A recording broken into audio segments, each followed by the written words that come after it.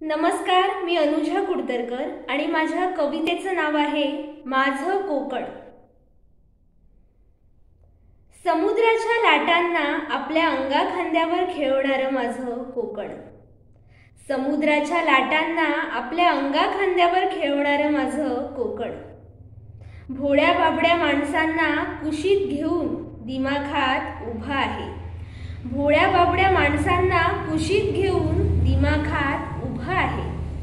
कौलारू घरांनी गजबजलेलं आणि हिरवळीच्या सुंदरतेनं नटलेलं माझं कोकण।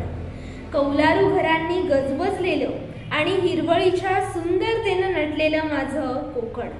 इथे आढळतो समाधानानं दिवस घालवणारा कोकणी माणूस। इथे आढळतो समाधानानं दिवस घालवणारा कोकणी माणूस। रात्रीच्या शीतल चांदण्यात अंगणात पहुडलेला कोकण असतं। रात्रीच्या शीतल चांदण्यात अंगणात पहुडलेला कोकण असतं। पावसाच्या चाहुलीनं आपल्या अंगावर हिरवळीची चादर घेणारं माझं कोकण। पावसाच्या चाहुलीनं आपल्या अंगावर हिरवळीची चादर घेणारं माझं कोकण। मटणाच्या रस्स्यावर ताव मारणारा इथला माणूस देतो समाधानाचा डेकर। मटणाच्या रस्स्यावर ताव मारणारा इथला माणूस देतो समाधानाचा ढेकर।